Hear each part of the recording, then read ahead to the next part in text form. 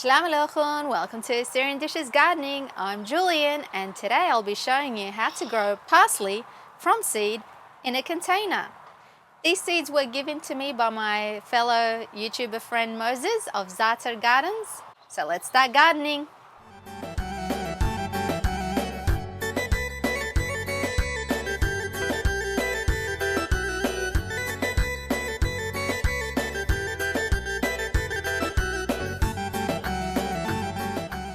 These are the equipment that you will need to sterilize and sanitize your growing equipment before you start planting. You will need a 1 litre spray bottle with water, 100% cold pressed neem oil, some dishwashing liquid, seed starting containers, trays, boiling water, some gardening shovels, plastic containers, seed starting mix, and some earthworm castings. To make the neem oil sanitizer, add 2 capfuls of the neem oil and 2 drops of the dishwashing liquid and shake. You will need to spray in each of the containers, inside and under, and your trays to prevent fungus gnats.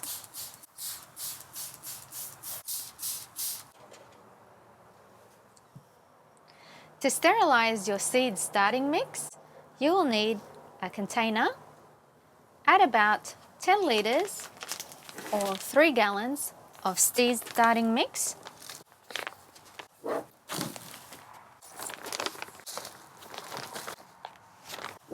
It's in the big container. Mix it around a bit. Break it up. Because your soil is dry, you will need to moisten it, and to sterilize it, you need to add boiling water. Do not use garden soil from outside because it contains bacteria. Always use seed starting mix.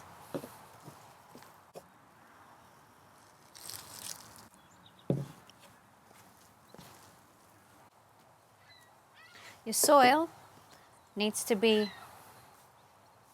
moist, but not too moist that it's too wet. Just needs to be just right, just like a cookie dough.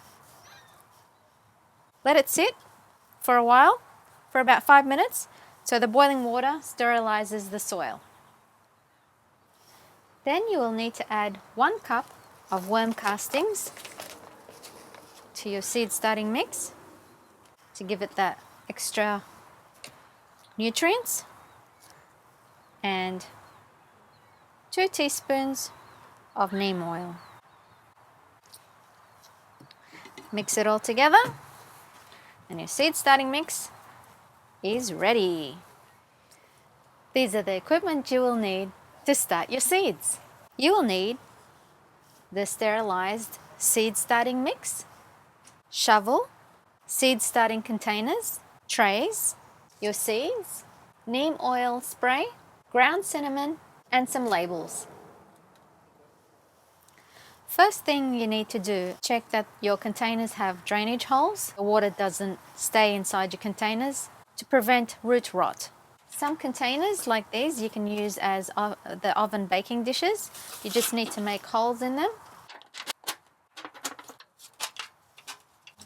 Make sure to have drainage holes in your trays and add the seed starting mix. Pat down.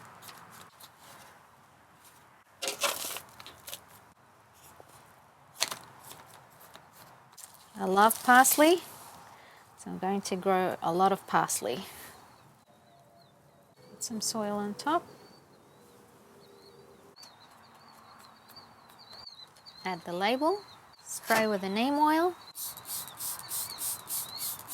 Sprinkle with cinnamon to prevent fungus gnats and mold. And there you have it. These are the equipment you will need to make a grow light box and how to use a heat mat.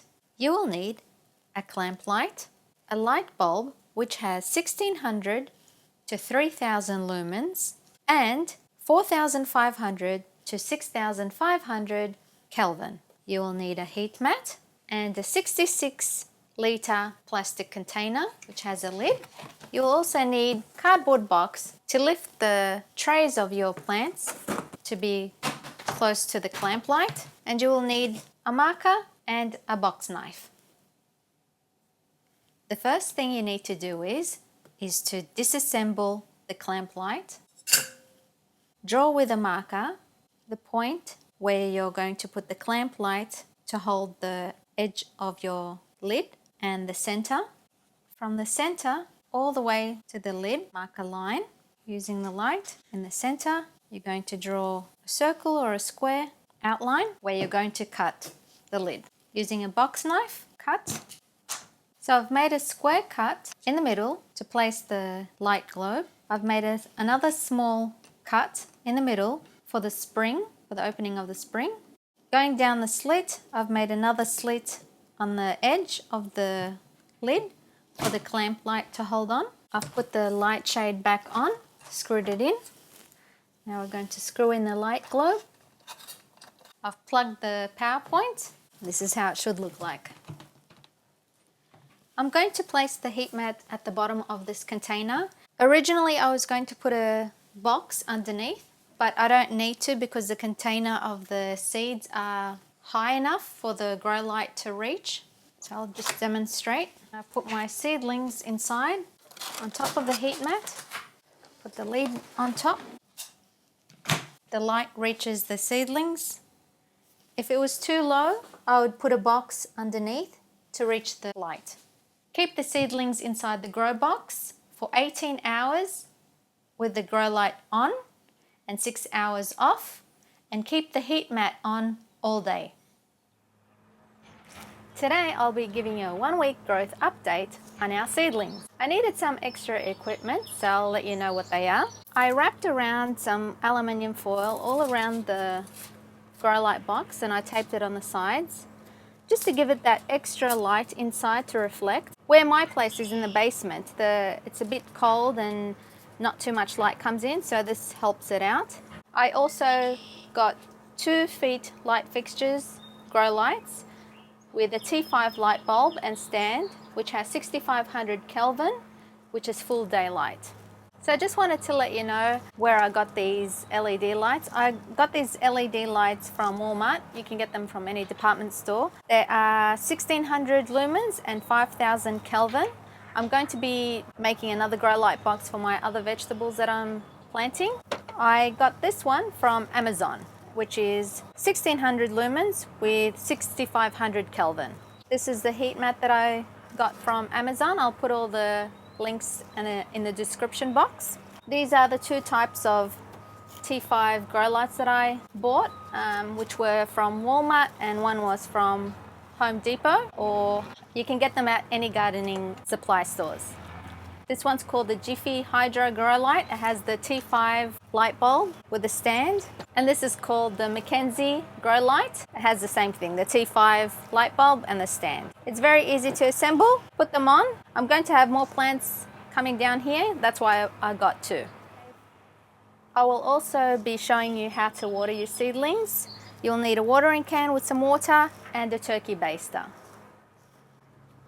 So I just wanted to give you an update on the seedlings, and the parsley has just started sprouting after 8 days. As you can see, that one's just sprouting, and there's one just there and there. So the parsley takes the longest to sprout. They're still sitting on a heat mat, and the parsley I will keep in here until they mostly germinate. Check on your seedlings every day, but after 2 or 3 days you'll notice that the soil is looking dry and it's time to water them. This is how your soil will look like when it looks like it's dry and it's time to water them. Always water your plants in the tray from the bottom. You don't want to water it from the top. Fill it up about 1/4 of the way, because remember There are drainage holes from the bottom. The roots need watering. You don't need watering from the top. Another way you can tell if your seedlings need watering, if the containers feel like they're light. When they're heavy, you'll know that there is moisture inside. So I'll keep the water in here for only about an hour or so. You don't want to keep them in there all day and all night, because then they'll start getting root rot. And I'll show you how to take them out after they've been absorbed after half an hour to 1 hour. It's been 1 hour that I've watered the seedlings, and I'll show you now how to extract the water. Using a turkey baster, take it all out like that. Remove the water, back in your watering can. Remove all the water from the trays. Don't leave anything in there. It's been 2 weeks now, and the seedlings have started to get some true leaves. This is the parsley. That's the true leaf there. These are the baby leaves that had sprouted.